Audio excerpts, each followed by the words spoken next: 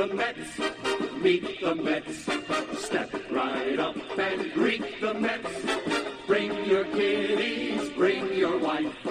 Guaranteed to have the time of your life, because the Mets are really socking the ball, knocking those home runs over the wall. East side, west side, everybody's coming down to meet the METS Mets of New York town. Oh, the butcher and the baker and the people on the streets, where do they go? To meet the Mets! Oh, they're hollering and cheering and they're jumping in their seats. Where do they go? To meet the Mets! All the fans are true to the orange and blue, so hurry up and come on down, 'cause we got ourselves a ball club, the Mets of New York town. Give 'em a yell, give 'em a hand, and let 'em know you're rooting in the stand. Come on and meet the Mets, meet the Mets. Step right up and greet the Mets. Bring your kiddies, bring your wife. Guaranteed to have the time of your life, because the Mets are really socking the ball, knocking those home runs over the wall. East side, west side, everybody's coming down to meet the METS Mets of New York town, of New York town.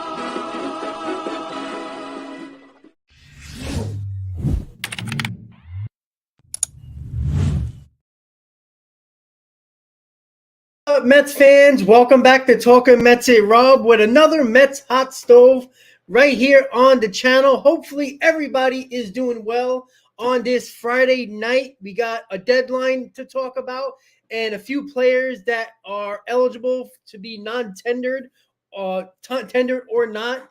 There's a couple of players that are of interest. There is a couple of possibilities of the Mets trading for a player or trading a player that was currently on the roster. There's a guy named Drew Smith that Met fans can't stand, that the Mets are looking to trade. Vogelback is possibly could be non-tendered. Many others that we'll go over the next couple of minutes. But once again, guys, thank you for tuning into another Hot Stove. Make sure you hit on that like button, guys, and make sure if you're a new subscriber of the channel, don't be afraid. Say what's up. Let me know if you're a fan of the Mets or a fan of another team. We got a whole offseason to talk Mets baseball and what is this team going to do. And there is news about Yamamoto that we're going to be talking about. We're going to talk about a Mets plan B, not the pill, actual plan B if plan A doesn't work. DJ Stewart as a DH option, Glasnow or Bieber, Burns Yelich trade, Robertson and Loop, Mitch Keller, and then I'll see you the next couple of days on live streams as well as we go over the baseball world with MLB Hot Stove and MLB Free Agent Frenzy that will definitely be very popular on this channel as well. So let's get started right away, guys. And the non-tender deadline is at 8 p.m. today. There is a couple of guys on here that is very interesting to talk about. Let me just pull up the list so everybody has an idea of what we are talking about. So Pete Alonso, David Peterson, Joey Lucchesi, Drew Smith, Trevor Gott, Jeff Brigham, Sam Coonrod, Luis Guillorme, DJ Stewart, and Daniel Vogelback, right? That is the list. We all know Pete Alonso is going to get tendered his $22 million tender that the Mets will do, obviously. David Peterson will get tendered by the Mets. A lot of other ones. The Mets are looking to trade Drew Smith, looking for students for him. I don't know if that's necessarily going to happen. Look, the Mets need a lot of bullpen arms, and I know Drew Smith has not been a fan favorite amongst Met fans. He was supposed to be one of our, shiny new bullpen arms from our farm system that, everybody was excited about. He has electric stuff, but he still can't put it together. And I don't know if I want to give up on a guy like that because it only takes 1 year. And if it's a mechanical issue or certain pitchers, maybe he has to stop throwing one pitch. Maybe he has to throw something else to figure it out. And he could be, he's got a great arm. And, you've seen glimpses of him being really good, but more often than not, he gives up a ton of big home runs. He walks the ballpark, and that's something that we just have to look at when it comes to Drew Smith. Again, if you can get something for Drew Smith, maybe you can get I really don't know, to be honest with you. It depends on how other teams value him. But again, bullpen arms are so valuable. He's young. He's under control for a couple of more years. Teams might be able to get him. And, if you're going to trade him, you don't want to trade him to somebody that can hurt you in the National League, and specifically in the NL East. But I think the Mets are going to keep Drew Smith, but they are looking to trade him. And, it just opens up more roster spots on that 40-man. Obviously, Daniel Vogelbach is probably the biggest name on here that everybody, probably about 99% of Met fans, don't want him back. I would not be shocked if the Mets tender a contract to Daniel Vogelbach at $2.6 million. The only reason why I say that is not that saying that they're going to keep him. They can always put him in a deal that might be, like that last guy in a deal in a package to send him elsewhere. Or, I don't know what the Mets are going to do at DH. And, with Daniel Vogelbach, I think, I don't know what David Stearns is thinking about, to be honest with you, when it comes to Daniel Vogelbach. He did play for the Brewers. So David Stearns clearly liked him. So that's a little bit of a nod for Daniel Vogelbach. But again, we got about 2.5 hours to see what's going on with that. So DJ Stewart, I think the Mets are going to keep DJ Stewart. If it's not as a platoon DH, definitely as a fourth outfielder. DJ Stewart showed when we had all those injuries in the outfield and when the Mets traded outfield, how much he, the former top prospect, figured things out. And he seemed like he liked New York a lot.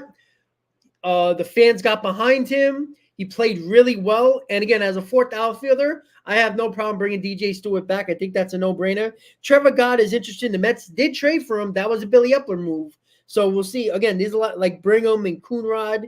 A lot of these guys, these are Epler guys that were brought in. Luis Guillorme, I would not be shocked if the Mets don't tender a contract to Luis Guillorme. And the reason why I say that, I think they're going to go another couple of routes where I think they're going to use the young kids a little bit more.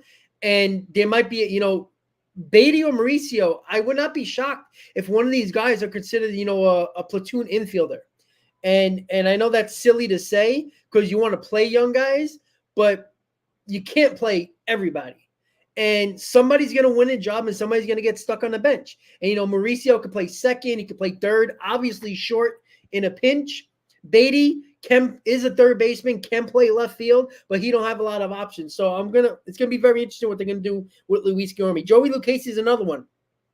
When the Mets traded for him a couple of years ago, we were like, wow, he can definitely be a back end of the rotation starter. And that's what we thought. And then he got hurt. And then it kind of messed up his situation with the Mets in rotation. He's been up and down through the minors. He's been in the bullpen getting spot starts here. So Lucchesi is another option where I think the Mets are going to keep Lucchesi.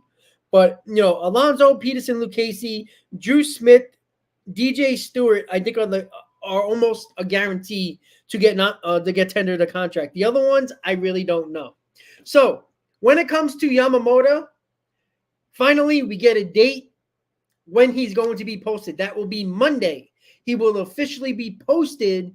And then Tuesday is the first day teams can start officially talking to him and working on where he's going to go. He's got 45 days to decide where he wants to sign. If he does not, he goes back to Japan. Again, we all believe that it's not gonna happen. He's gonna go back to Japan. Somebody's gonna sign him. Hopefully, it's the Mets.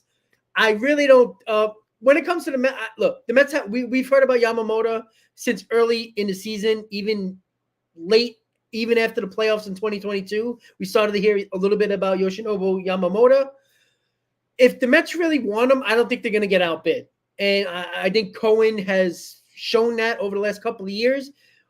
Even deals that might have fell through, like the Correa deal, he was willing to give top dollar until the medicals came out. When he wants somebody, he gets him in a room and he works out a deal with them. So that's where I am with Yamamoto. I think the Mets are the favorites to land him. But again, it really depends on what Yamamoto is thinking here, right? There's always an intrigue with the Yankees and the Pinstripes, with their history with the Japanese players, with Matsui and Tanaka. So it's a big deal with that. Those were stars coming from Japan and playing for the Yankees, right? Kodai Senga wasn't as big as those guys. It wasn't as big as Yamamoto, but he was a known figure in Japan, but not at those levels. But listen, it comes to the fact that the Mets, unfortunately for them, need an ace, right? Could you see a scenario where the Mets believe Kodai Senga is their ace? He pitched like an ace, especially in the second half last year. Can the Mets trust him to be an ace and go out there and get Nola or Montgomery or make a trade for a Burns, Glasnow, Bieber, or Dylan Cease or something like that? I think this is going to be very telling. If the Mets do not get Yamamoto, look for the Mets to make a trade for a top-line starting pitcher. That's why I put up that poll. If the Mets make a trade for a pitcher, which starting pitcher would you want the Mets to trade? I put Bieber, I put Glasnow, I put Burns, I put guys like that. And, a lot of them, maybe Burns is probably, I can't really see the poll right now since I'm on my streaming site. But with the poll, I think Burns is probably going to win that poll. But you gotta understand where David Stearns is looking at. If David Stearns is looking not to trade a massive amount of prospects, right? You got to look at guys who have 1 year, left on their deal. Somebody that's not very controllable, like to have 2 years left or 3 years left, it's going to cost you more. Tyler Glasnow, you always worry about trading with the Rays, but when he's healthy, he's one of the best starters in baseball. Corbin Burns is an ace. He pitched really well for the Brewers this year, and you could see him at the top line of your rotation. Shane Bieber, you worry about the injuries, hasn't been the same over the last couple of years. It's worrisome, absolutely worrisome. Dylan Cease is very intriguing to me. He didn't have a great year with the White Sox, but that White Sox team was in total turmoil and just not very. It just seemed like a bad clubhouse. Everything was going wrong. I think change of scenery for not just a guy like Dylan Cease, but Eloy Jimenez, Luis Robert, all those other guys are, I think, getting out of that clubhouse, I think is going to make them the player that they all were at some point with the White Sox. So Dylan Cease intrigues me a lot. He's got a couple of years left on his deal, so he's going to cost. But if the Mets lose out on Yamamoto, I don't see anybody else on the free agent market that I consider an ace, right? Aaron Nola, not an ace. Jordan Montgomery, not an ace. I mean, you can go through the list of all those free agents. Can I see Jordan Montgomery as a number 2? Yeah, sort of. Aaron Nola, I see him as a number 3. Occasionally he'll pitch like a number 2, but he's not an ace. So where are the Mets going to go there? I think the Mets would have to go the trade market to do that. And it's not – look, I'd rather use a trade for a bat, but if you lose out on Yamamoto, now the Mets lose out on options here that I think is a problem, not just during this offseason, but going into the trade deadline. Because if the Mets have to make a trade for a Corbin Burns or a Dylan Cease, somebody who has multiple years of control left, you're giving up multiple prospects. And that's less prospects you have in your arsenal at the trade deadline if you're looking for something, whatever the Mets might need at the time, a bullpen arm, a bat, a starting rotation arm, whatever it might be, you lose that option.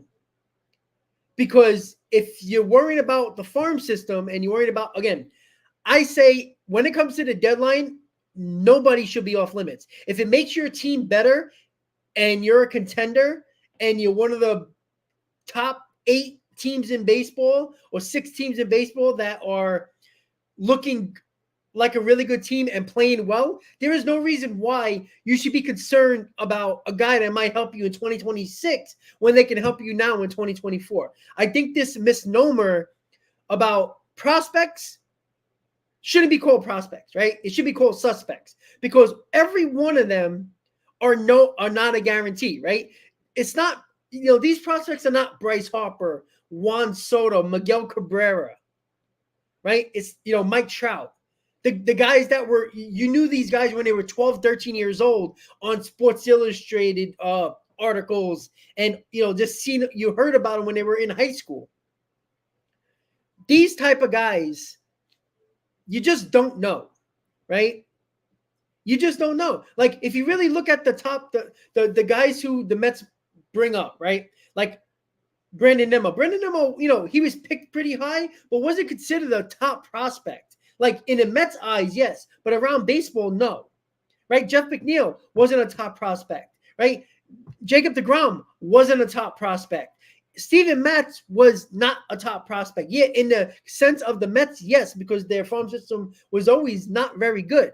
Right? Pete Alonso was considered, a good prospect, but nothing crazy. And look, even Matt Harvey, early on, during his minor league tenure, wasn't considered a big-time prospect until he figured it out later in his minor league career, where he really figured it out. Because he wasn't blowing people away. Like, Michael Fulmer had better numbers than all those pitchers I just mentioned. And he's basically hanging on for dear life in Major League Baseball, and he's an okay reliever when a lot considered him a top-line starter when he was traded for Cespedes. So I see it as this. Yamamoto is important not only to help this rotation, but to save prospects for a possible deal at a deadline. If you need to make a deal at a deadline that is going to require your team to get better, to contend in the second half, and to be a contender going forward. If the Mets don't get Yamamoto, their whole offseason changes. I think it flips 180. And why do I say that? Now, I would not be shocked that, that might have completely taken us out of the Juan Soto situation. If the Mets are considering Juan Soto in a trade, getting Yamamoto is only money. So now you still got all your prospects to possibly go after Juan Soto if they're looking to do that. If you don't get Yamamoto, now you're struggling to figure out who is going to be your ace. Unless the Mets think Kodai Senga is going to be the ace. We don't know what David Stearns is talking about.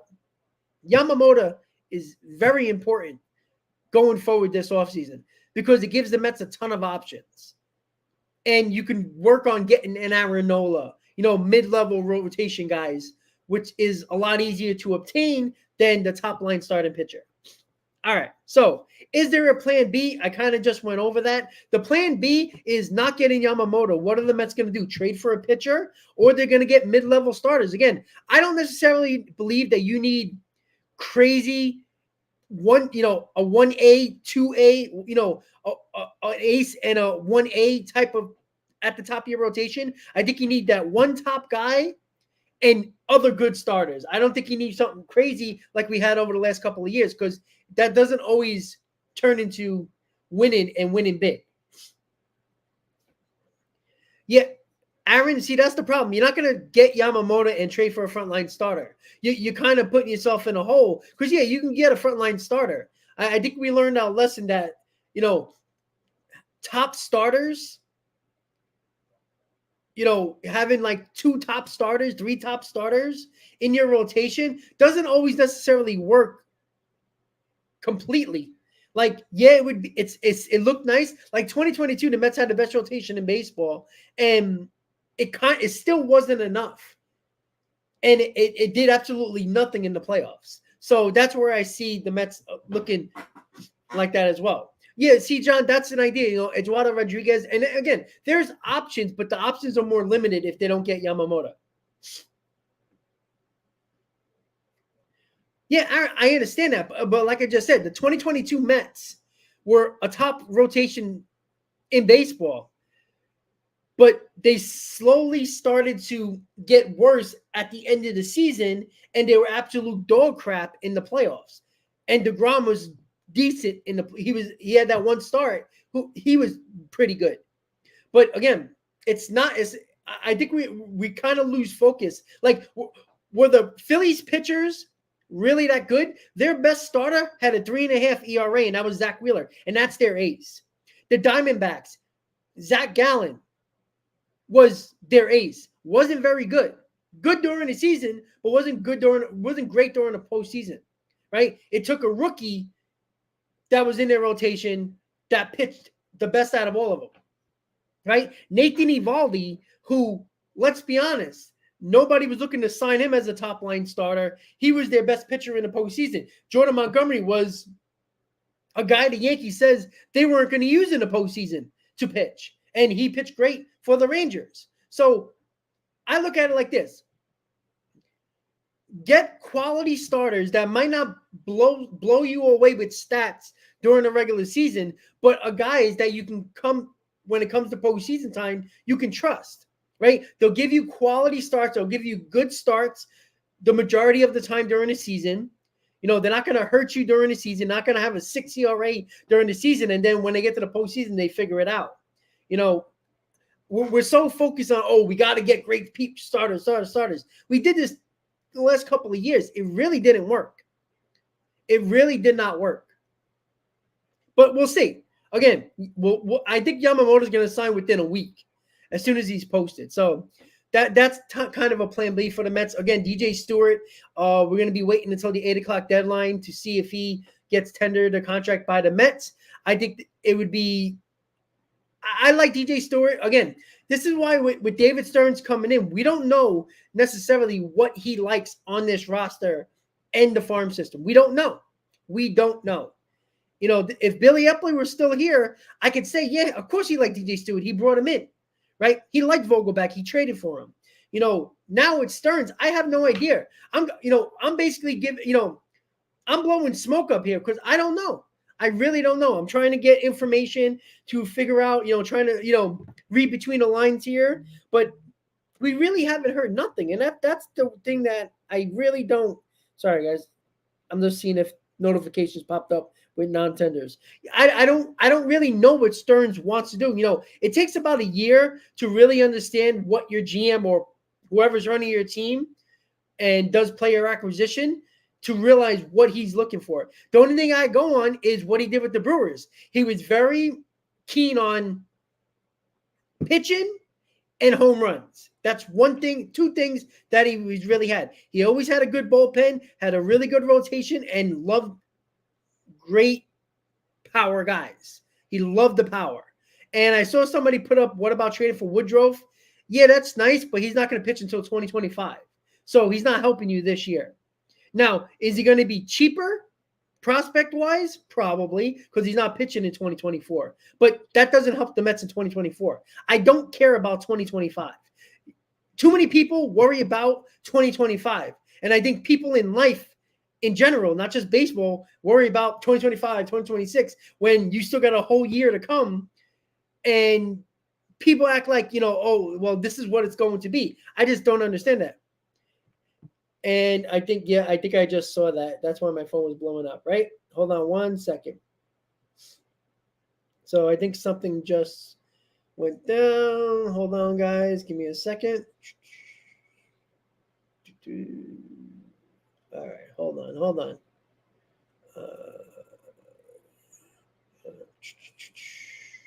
All right, I think I just saw Vogelback not get tendered a contract, but I could be wrong. I saw that in the comments too, but I don't see nothing yet. Let's see. Hold on. Trying to get the info, guys. Hold on. Let's see. Yeah.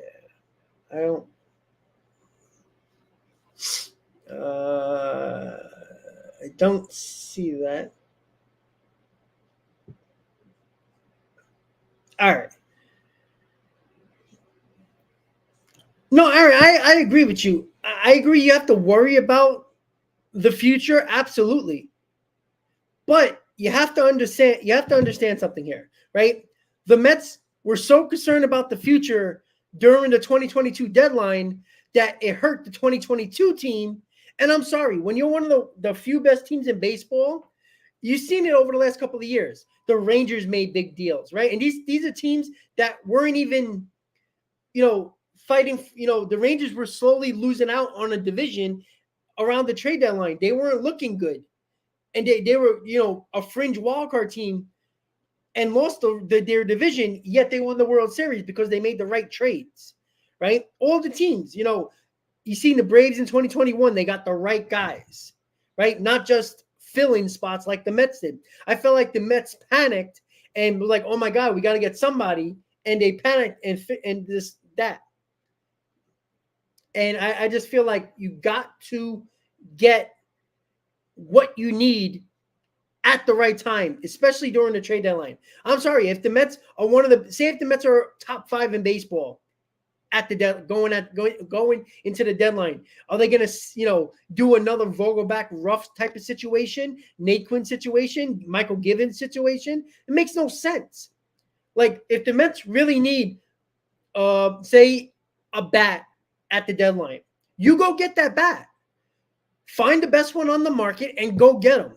Don't half-ass a deadline and then, complain at the end of the year, oh, well, it was because of this. No, it was because Billy Epler was scared to give up prospects. And if it was Steve Cohen who didn't want to give up prospects, he's another one that is just mind-boggling to me because you don't get a chance to win every time. Specifically the New York Mets. You don't get a lot of opportunities like this, like the Mets had. The Mets had the second best team in their history, and they squander it because they half-assed the trade deadline. When teams in their own division and teams around baseball that were fighting, that were best teams in baseball as well, made the right trades. I'm sick and tired of, oh, well, we can't give up the prospect. Worry about the future. What happens if we were to give up Brett Beatty and it would have got us one of the better bats on the market? Right? Was that really going to hurt us in 2022? It really didn't have to help us in 2023 because Beatty technically didn't start the season up with the team, and he was okay. He was bad this year. He's a guy that reminds me of a lot of Mets prospects that were so good in the minor leagues and were, a fringe major leaguer at best. Again, Beatty can change that all around. But again, this is the situation that the Mets are falling into. The Mets now have a decent amount of prospects, one of the probably a top 11, top 10 farm system now. And you don't have spot for all these guys. And I'm not saying trade, your top 6 prospects to get whatever you need. But if it makes your team better now, what does it matter? I'm sorry. If you win a World Series, X the Braves, X the Rangers, who gave up Acuna for Scherzer. Even though Scherzer wasn't a big part of their World Series run and World Series championship, do you think they really care if Luisano Acuna becomes a star with the Mets? They don't. You know why? Because they got that World Series. You think the Chicago Cubs, who traded Chapman for Gleyber Torres, their number 1 overall prospect at the time, for a closer, you think the Cubs care what Gleyber Torres was going to, even if he became a star with the Yankees? You got your World Series. For a team that hasn't won the World Series going on, 37 years now? You do what you got to do. I'm sick and tired of worrying about the future. You know who also worried about the future? My father, who was in his 30s when the Mets won a World Series. Right? I bet he said, oh, you can't trade these guys. You can't trade that guys.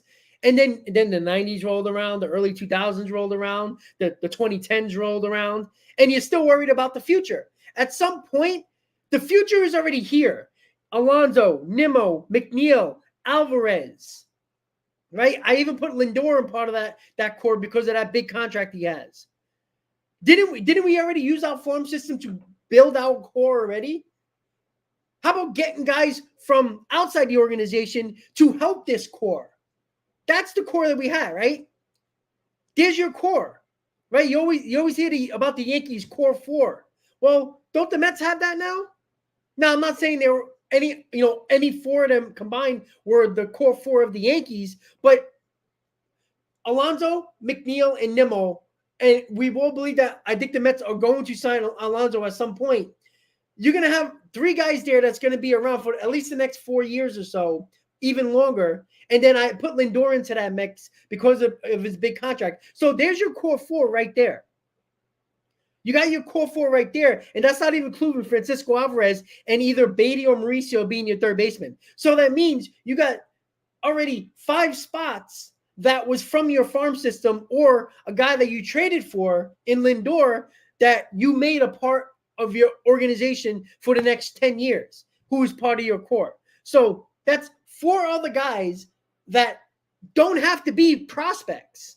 If you're willing, if you can get better by getting somebody else from the outside the organization to put around this core, what's wrong with that? There's nothing wrong with that.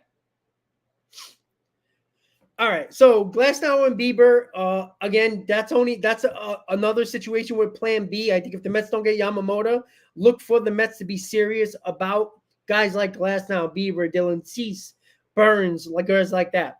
Robinson and Loup are free agents. I do think the Mets are going to go after Aaron Loup.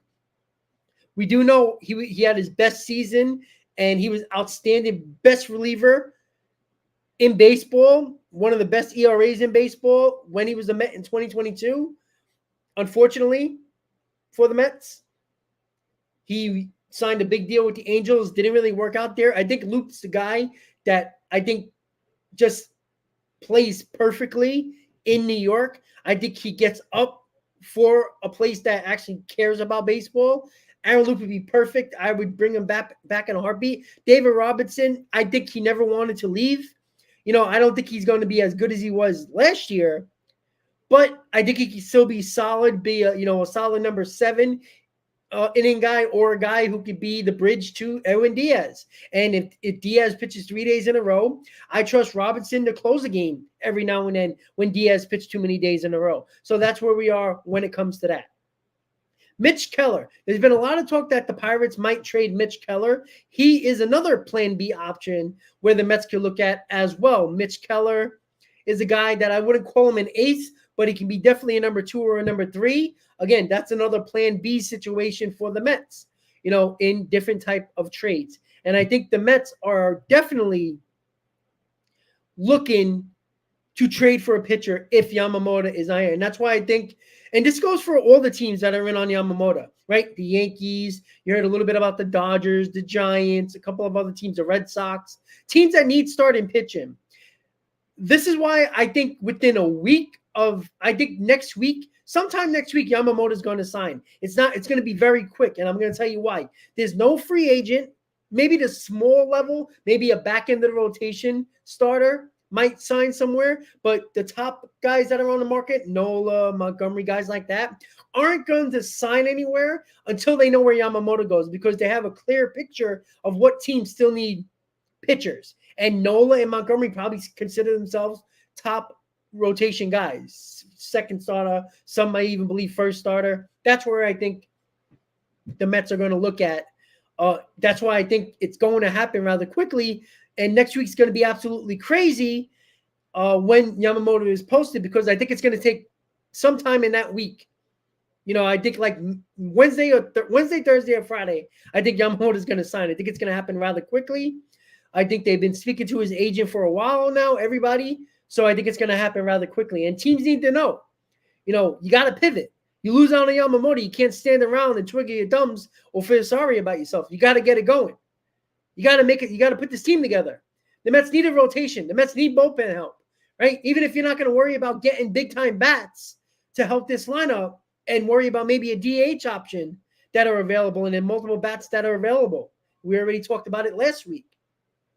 The Mets need to focus on pitching, right? I don't think you need 2 top-line starters, 1A and 1B type of starters. And, if they don't do what, if you don't have those, you're not going to have a good season. When I see teams in the playoffs who had better rotations than other teams are knocked out of the playoffs.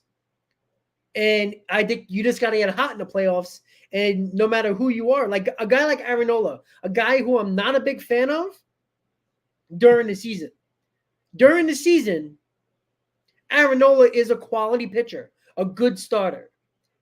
Again, stats are not going to, jump off the page when you look at him. But in the postseason, he becomes a top of the line starter. he is one of the better pitchers in baseball over the last 2 seasons in the postseason. He had one bad start against the Diamondbacks in this postseason. I think he made 7 starts in the postseason over the last 2 seasons. It might even be a little bit more. I think maybe 7 or 8. In 8 postseason starts, one bad start, I take that every day. I think you got to look at guys that are quality starters during the season, but guys that turn it on to that next gear in the postseason, because that's what you want, right? I don't want completely unknowns that I don't know how they're going to perform in the playoffs, because that's worrisome, right? If you're the Mets, just because you haven't made the postseason a lot in your franchise or in the last couple of years doesn't mean you can't, look at guys that have been good in the postseason. That's the idea, right?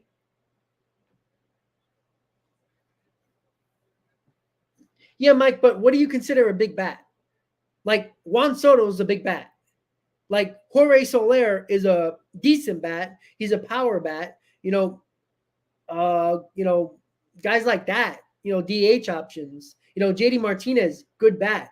That's the thing. Yeah, well, you're not trusting Robinson to be your closer anymore. I think Robinson just didn't want to leave, and I think just going to Miami was a disaster for him. Yeah, Duran, absolutely, and thank you for the comment. Yeah, Keller and Singer would be a good option as well. And Duran, that's an excellent point, actually. The Mets need innings, right? The Mets need innings. Yamamoto is coming from Japan. I know he pitched a ton of innings in Japan this year, but you're not going to, blow out his arm in year 1. You're going to limit his innings, just like the Mets, for the most part, limit his innings early on. They're going to do that with Yamamoto. You need guys like Quintana. Listen, Quintana's an inning leader. He got hurt, unfortunately, and we lost a lot of innings because of that from him. But Quintana's a guy that can give you 6 innings, occasionally 7. He might not be the greatest pitcher, give you quality starts, but he's going to give you innings, going to save your bullpen when you need it. And that's important. But, like I said, Yamamoto is plan A. The Mets get Yamamoto, they start their offseason off extremely well. Not because he's the best free agent pitcher on the market. That's a good one, yes. But it gives the Mets options now. They don't have to fight for, a guy like Jordan Montgomery, who's a good starter. But if you're considering him a top-of-the-line starter, number 1 or a number 2, and you have to put him as your number 1 because you lost out on Yamamoto, you're paying more of a premium for a guy who's probably a possible number 2, but definitely a number 3. You're paying a lot more money for a guy who's not a top-line starter. That's why I think if the Mets get Yamamoto, it's less of a reason to use your prospects to trade for a Corbin Burns or a Dylan Cease or a Glasnow or a Bieber. They can use that for if the Mets are – look, we haven't heard the Mets in on Juan Soto, at least all the reports about Juan Soto at all. I'm going to tell you guys right now, if the Mets get Yamamoto, start listening to the Mets being in on Juan Soto, because why not? Right? You get Yamamoto and you get Soto, and then maybe an Aaron Nola or, another mid-level starter. You got a good rotation, a really good rotation. You just bring in Soto with Lindor's 30 home runs, with Alonso's 46 home runs, and now the middle of your order just stretched out your entire lineup.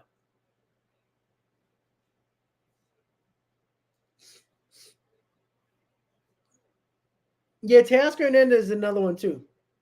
Eloy Jimenez, again, the White Sox are open for business. They're doing a fire sale. Yeah, Duran, I don't think Alonso necessarily needs a guy like Soto. It hasn't hurt his stats completely. I mean, at least his power stats completely. Right? So I don't necessarily think he needs, if Alonso was struggling because they weren't pitching to him a lot and he was forcing the issue because Vogelback behind him was garbage or anybody else behind Alonso was garbage, you put Soto there, obviously it's going to make Alonso even better. But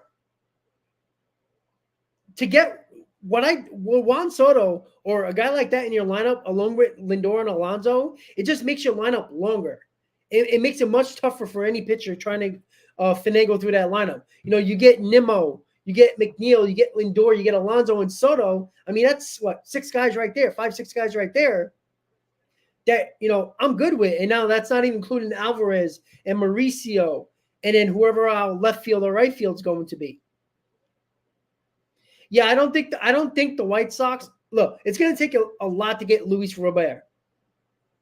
Like it's going to take a lot. Now, again, this is another situation why Yamamoto is so important, guys. If the Mets get Yamamoto, they got all their pieces, prospects, that they can get a guy like Luis Robert from the White Sox and still have a good farm system. Because what are the let me just look at it really quick. Did you guys see the new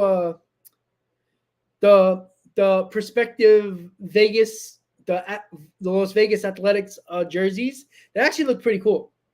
Somebody actually put it up. I'm like, I kind of like them. All right, give me a second, guys. Let me just check it out. Luis Robert. I believe he has a couple of years left on his contract. I know that. Let me see. He signed a 6-year deal for $50 million.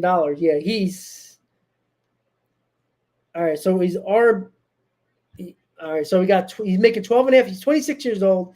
$12.5 million this year. $50 million in 2025, and 26 and 27 are club options for $20 million. So you definitely got 2 years left on his contract, but have an option for 4 more years of his contract. And if we look at Luis Robert's stats, it's hard to look at his stats because the White Sox were just a disgusting. He wasn't bad. He was pretty good. 264, 38 home runs. That was actually pretty good year. 80 RBIs. Struck out a lot, 172 times. On-base percentage, not really good, 315. Slugging, 542. 857 OPS. So it's a good – listen, he beat the third best player on the Mets, that's for sure.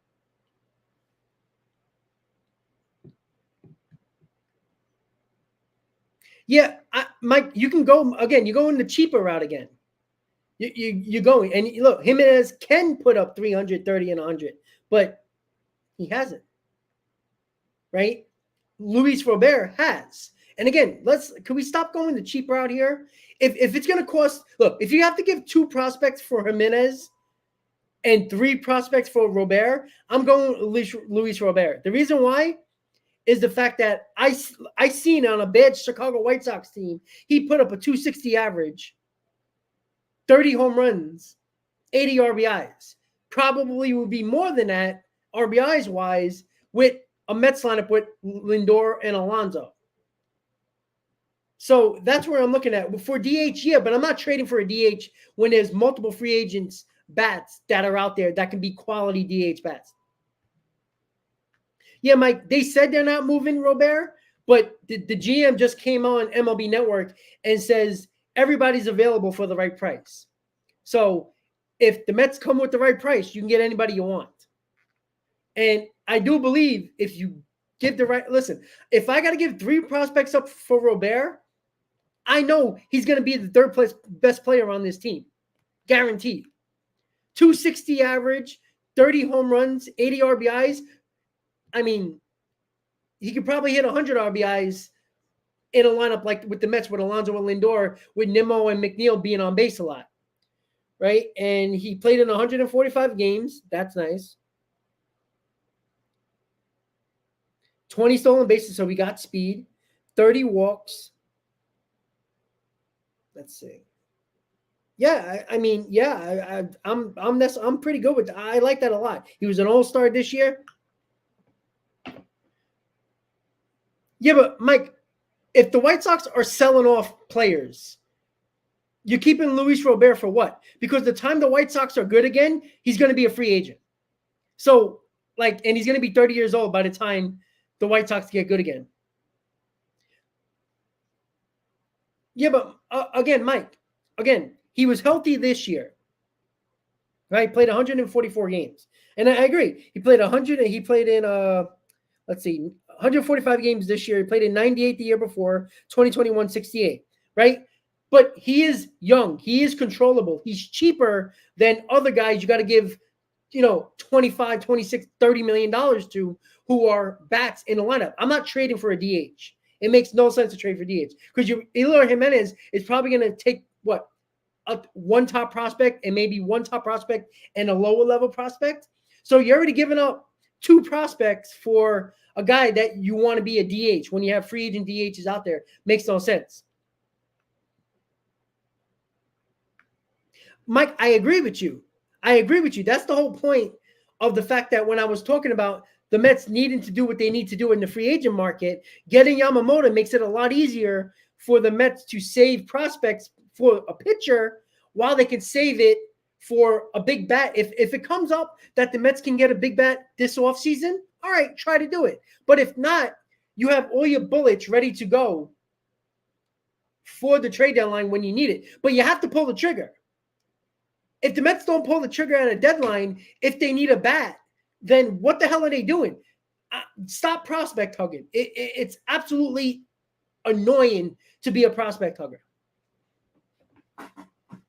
Norva, small ball doesn't win games because the Rangers bludgeon people throughout the whole postseason. Well, see, that's the other thing, Easy. If you take back a bad contract, and we talked about this with Yelich, taking Yelich's contract to save a prospect in a package, going to the Brewers for Burns, you could do that with the White Sox, right? Like Moncada, like Mike just said. I'm sorry, that Easy just said. You can take a Moncada. Again, you're looking at the wrong part of the package, right? Teams do this all the time, right? You take back a bad contract to get the player you actually want. And if that bad contract player works out for you, great. It's a perfect trade for you. And yeah, you can get better deals at the deadline, but what you don't want are teams that are in the mix that might have better prospects and be willing to do it at the deadline because they realize they're a good team. Guess what?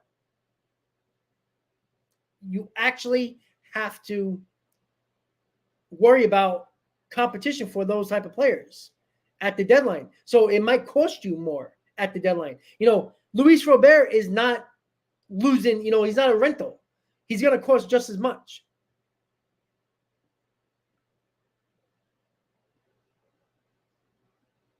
Yeah, okay, Mike, but let things develop. Again, we have our core. I think we missed the fact that we have our core. We got Nimmo, McNeil, Alonso, and I put Lindor in that mix as well, along with Alvarez. There's your core. You got to put guys around them and not just worry about using prospects, all right? The Atlanta Braves are an anomaly. I think people forget that. But they also traded for Matt Olson and Murphy as well. We forget that, right? The Atlanta Braves doing what they did is rare. They got lucky with a lot of their prospects that turned out. You can't look at the Braves and say, oh, look what the Braves did, because that doesn't happen often. The Baltimore Orioles, do you want to lose 100 games in a row for 3 straight years and get top prospects and not be in the playoffs for 15 years? For what, 8, 9 years? And then, oh, well, yeah, well, look at that. Now our prospects are finally there, and you hope that them prospects work out. Because if they don't, you got another 5 years to figure things out.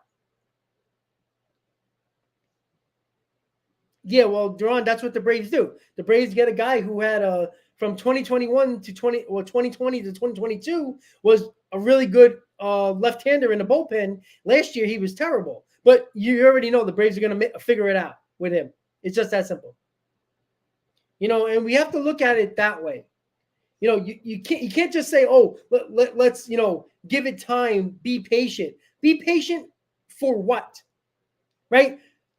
If you're going to be patient with your prospects, you're going to have Lindor at 33, Alonso at 33, McNeil at 35, Nimmo 34, and the guys that you just gave big money to are going to be past their prime or at the end stretch of their prime when your prospects are really going to, the ones that you're ready to bring up and taking out time. So the guys that you are trusting now to be a part of your core aren't going to be as good as they are right now.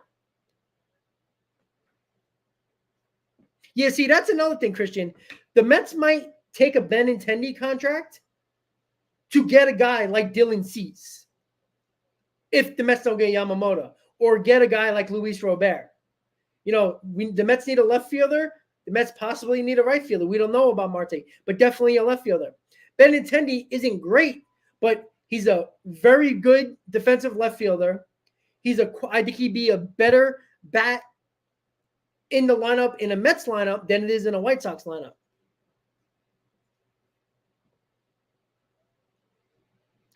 Well, Elias, I wouldn't say that because I think the Mets would give up any top prospects, to land Juan Soto. I mean, Juan Soto's not 30 years old. He's 25 years old.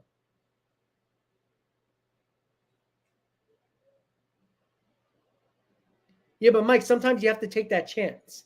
Yoenis Cespedes was an injury-prone, high strikeout, low on-base guy, and the Mets made that deal and traded their top pitching prospect. Like, you have to take a chance sometimes. Now, again, I'm not saying to do it at this offseason. If you lose on a Yamamoto, I don't think the Mets have a choice. They better make a trade for a pitcher because they'll be in trouble. The fact of the matter is, you got to stop worrying about, what if? If you always do that, you're never going to get any player in a trade or free agency. Yamamoto can blow out his arm tomorrow once the Mets sign him. But you can't think about what if. You said, let's bring in a guy like Eloy Jimenez. Great. He's an okay player. But what if he sucks? You just gave up a good prospect and a low-level prospect for Eloy Jimenez. And what if he sucks? If you're always saying what if, you're never going to get any player in a trade or free agent. Ohtani, you sign Ohtani. What if he doesn't pitch well anymore? Well, now you got a $500 million guy who's only a DH. All right, so I see somebody's putting up Puma, so I'm assuming something happened. Let's see. Puma. Hold on. The Mets have decided to non-tender Daniel Vogelbach. Goodbye, Daniel Vogelbach. So congratulations to all you Met fans. Daniel Vogelbach has been non-tendered. The Mets did not tender Daniel Vogelbach a contract. So that probably means DJ Stewart is going to tender a contract. So there we go. Yeah, but Carlos, every team has ifs, right? The Texas Rangers traded for Max Scherzer, who was the biggest if in baseball. But they traded for him. They gave up a top prospect for him, right? I mean, you're worrying about, in my opinion, right? We just gave 8 years, an 8-year deal to Brandon Nimmo, who's a guy who couldn't stay healthy in his career, but the Mets needed the center fielder. He was the best one on the market. Yeah, I don't think the Mets were trading him anyway, even if they tendered him a deal. But we'll see. I'm going to be curious if the Mets do actually trade Drew Smith, which I wouldn't, because I still think he's a guy that can still figure it out. He's still young, still controllable. I don't know if Sean is watching right now, but he just texted me, one of my subscribers, and he says, no more Tommy Boy. Again, that was his thing with Vogelbach. And I want to give a shout out to Sean, because he was gracious enough with his wife and his in-laws. They actually bought a ticket for me to sit with them at a game on field level. So I do appreciate that. That was, I don't expect that from anybody. I'm not the one to expect gifts or, special privileges or anything like that, but they were nice enough to do that. And, I accepted their invitation, and they were really great, good people. So Sean, shout out to you, your wife, and your in-laws and all that stuff as well. So yeah, well, Carlos, I understand that. There's ifs all in baseball. I mean, Kodai Senga was an if as well when the Mets got him. CP, Chris, what's up? Hey, Chris, if you want to say anything right now, Daniel Vogelbach was non-tendered, so the Mets didn't bring him back. If you want to say what's up in the chat and do what you got to do, say what's up. I know you're most likely not going to be able to come on Monday on the stream for Hot Stove. So just say your thoughts now. Whatever you want to say in the chat, I have no problem bringing it up so people can talk about it.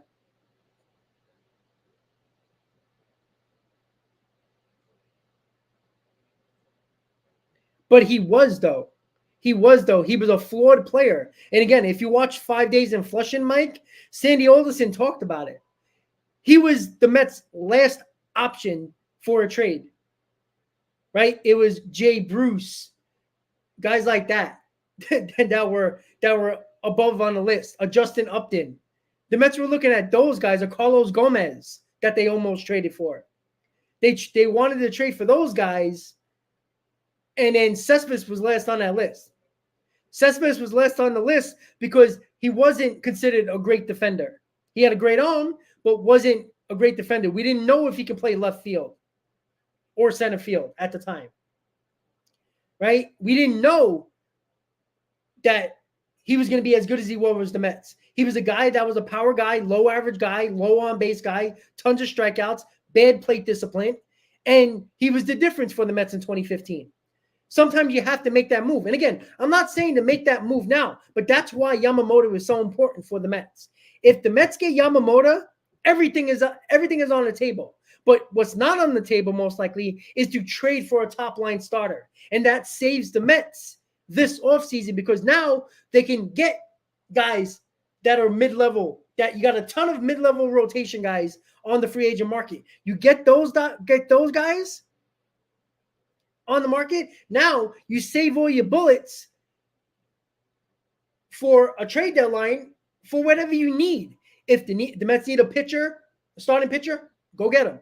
The Mets need a bullpen arm, go get him. The Mets need a bat, go get him. There's no limit to what they can do. All right, so Chris just said can't be on Monday stream, but thank goodness for Vogie being gone. Mets can finally prioritize a compensation DH. Competent DH.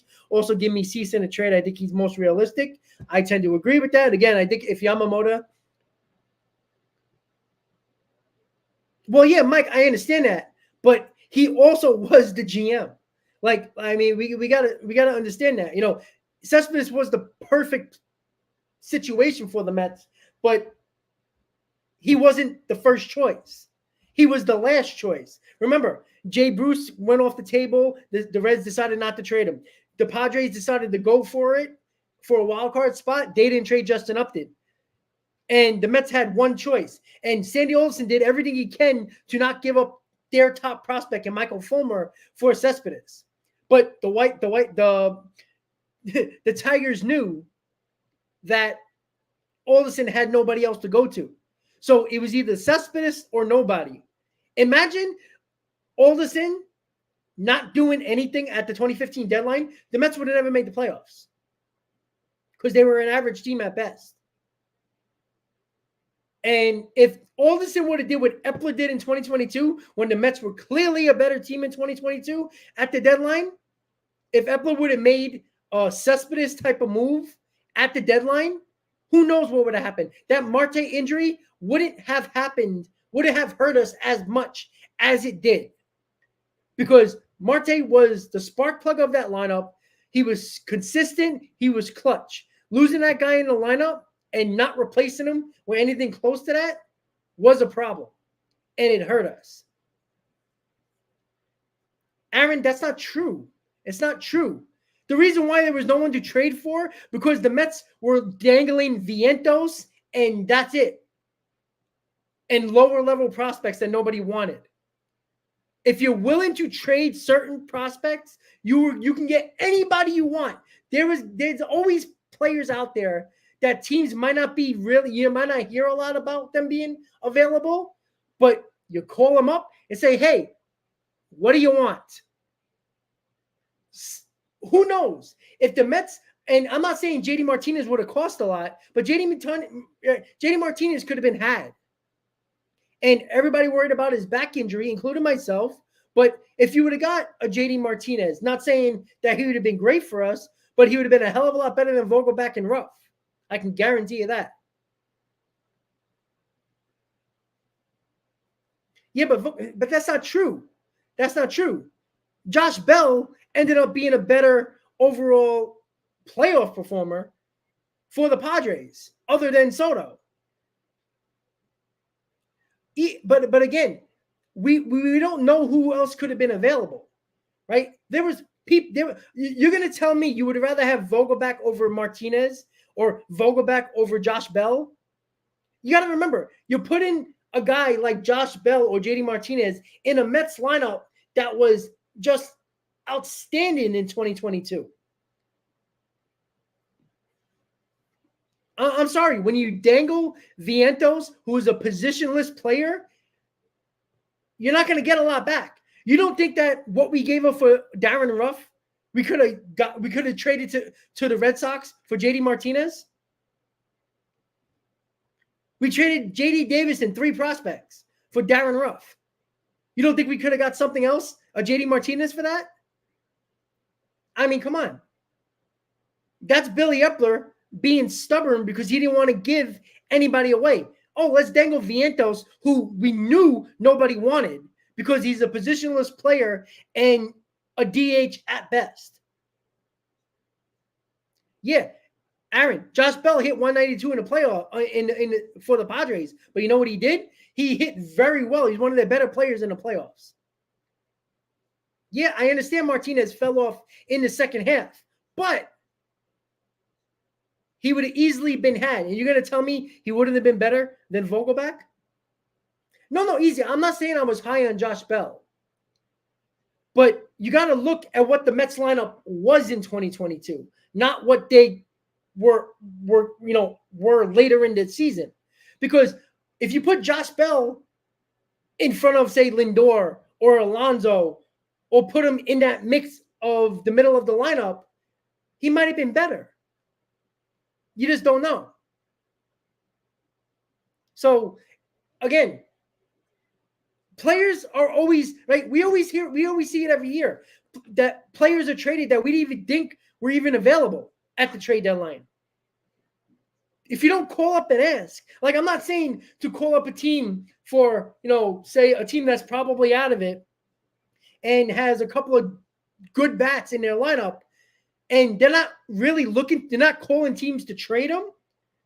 But if a team calls and says, hey, what are you looking for him? You can do that.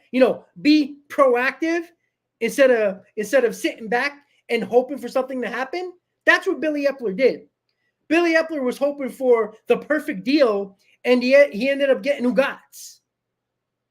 And for all you Italian people, you know what that means. Like, I'm sick and tired of half-assing deadlines, and then people are not blaming the people that should have been blamed. It makes no sense. Right? How the hell did Billy Epler have a better offseason in 2023 than he did in 2022, and we were sellers? It's stupid.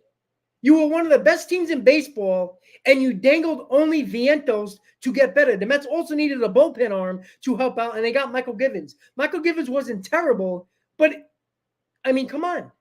Like, it's just stupid. It makes no sense. It really does not make no sense. But the fact of the matter is, it's the 2023-2024 offseason. The main focus is if the Mets get Yamamoto, their number one plan A is on track. Because now they got a ton of options. They can mess around in the free agent market for middle rotation guys. And they don't really, they could trade, they could sign a Teoscar Hernandez or, a JD Martinez or, a solid bat for a DH spot and get a couple of bullpen arms. And I'm okay going into the season with, say a Yamamoto, Kodai Senga, and say an Aaron Nola with Quintana, and let Lucchesi or, Mike Vaso or, somebody else be a spot for a fifth starter. Right? And go into the season and see what's working out, see what's not. You got a whole first half to see what's going on. And then you got the trade deadline. I'm okay with that. Yeah, exactly, easy. 100%. I don't mind that. Yeah, okay, Aaron. But if you are concerned about Billy Epler, who didn't make that trade, where Sandy Alderson did, Like, why be a GM if you're scared to make a move because, oh, look at the Baez for PCA, you're never going to make a good move because you're going to be scared to trade anybody.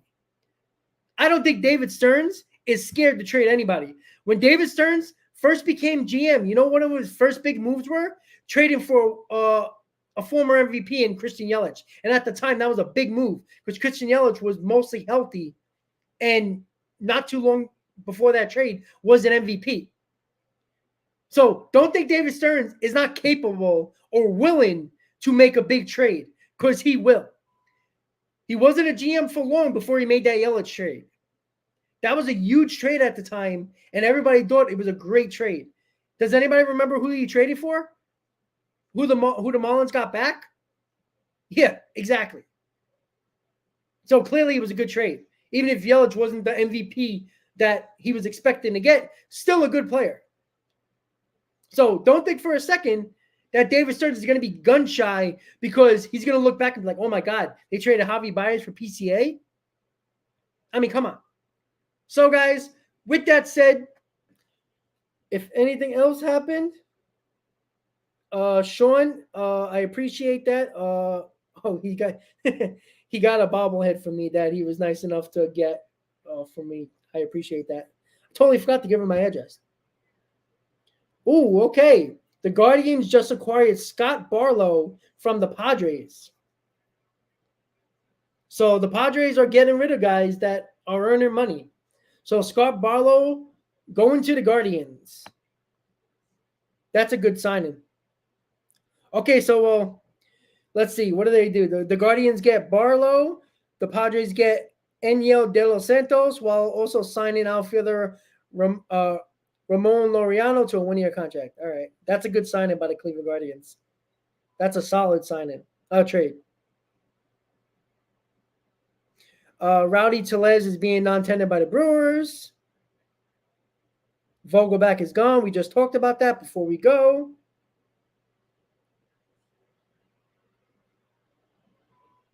All right, guys. So with that said, about an hour and a half from now,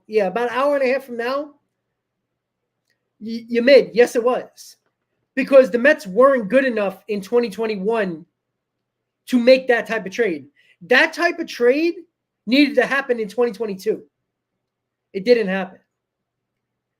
It made no sense. 2021, the Mets, yeah, they were in first place, but we all knew they were scoring 3 runs per game. They weren't very good, and their first half of the schedule was very light.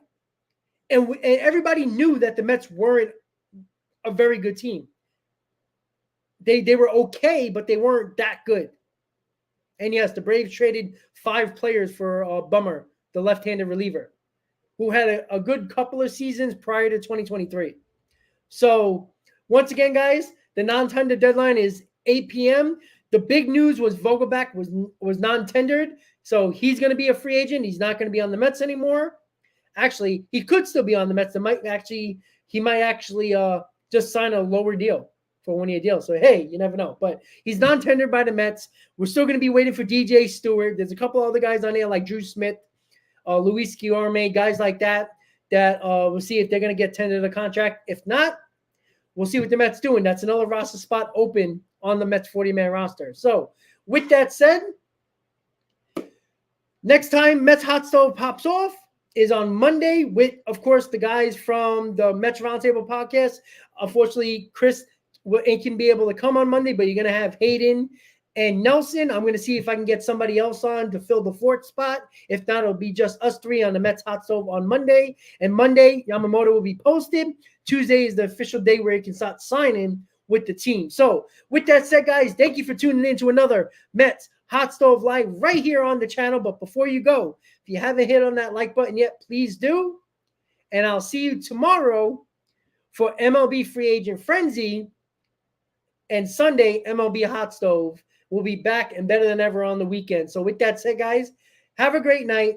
As always, Met fans, let's go Mets. See you next time, guys. Have a great Friday night. Have a great weekend. See you tomorrow night, MLB Free Agent Frenzy. Good night, guys. Let's go Mets.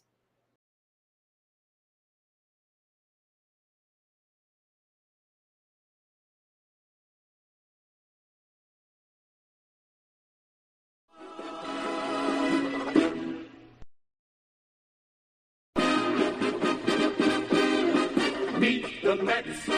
Meet the Mets. Step right up and greet the Mets. Bring your kiddies, bring your wife. Guaranteed to have the time of your life because the Mets are really sucking the ball.